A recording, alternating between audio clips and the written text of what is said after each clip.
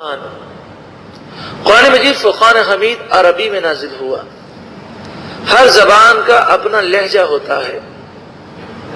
اگر انگلش آپ اردو کے لہجے میں یا پنجابی لہجے میں یا پشتو کے لہجے میں یا سندھی لہجے میں انگلش بولیں تو انگریز اگر سنے گا تو اس پر ہنسے گا۔ اگر چائنیز زبان آپ پاکستانی لہجے میں اردو لہجے میں اگر بولیں گے تو شاید وہ سمجھ بھی نہیں سکے گا۔ تو ہر زبان کا ایک لہجہ ہوتا ہے اور اس کا ایک تلفظ ہوتا ہے۔ قرآن مجید فرقان حمید عربی میں نازل ہوا۔ ہم پر لازم ہے کہ ہم عربی لہجہ سیکھیں، خصوصاً مخارج سیکھیں، اور یہ سیکھیں کہ حروف کہاں سے ادا ہوتے ہیں اور حروف میں جو فرق ہے اس کی پریکٹس کریں۔ مثلا ہا اور ہا میں فرق ہے، یعنی حلوہ اور ہاتھی، اردو میں دونوں کا تلفظ ایک ہی ہے، حلوہ ہاتھی، لیکن عربی میں ہا ہوگا تو اس میں الحمد۔ ہا میں اور ہا میں فرق ہے۔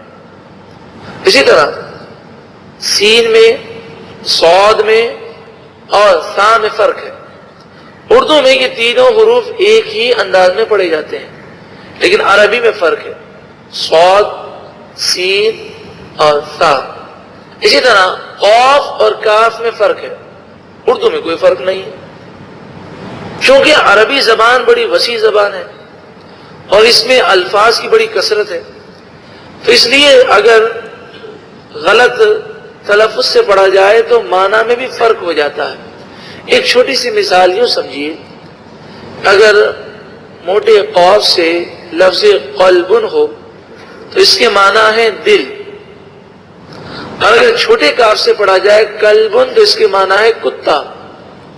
اب آپ بتائیے قرآن پاک میں، حدیث میں اگر یہ الفاظ ہو اور کوئی اس کو غلط پڑھے تو معنی کتنا چینج ہوا۔ اسی طرح بڑے کاف سے قل، اس کے معنی ہے کہو، اور چھوٹے کاف سے کل کے معنی کھاؤ۔ کھاؤ اور کہو میں کتنا فرق ہے۔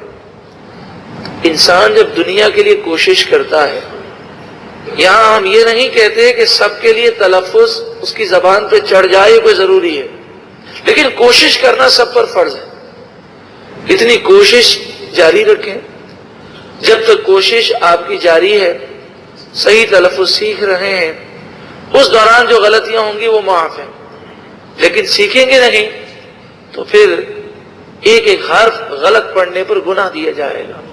قال رسول اللہ صلی اللہ علیہ وسلم رب قارئ القرآن والقرآن یلعنہ۔ بہت سے قرآن پڑھنے والے ایسے ہیں کہ خود قرآن پاک ان پر لعنت فرماتا ہے۔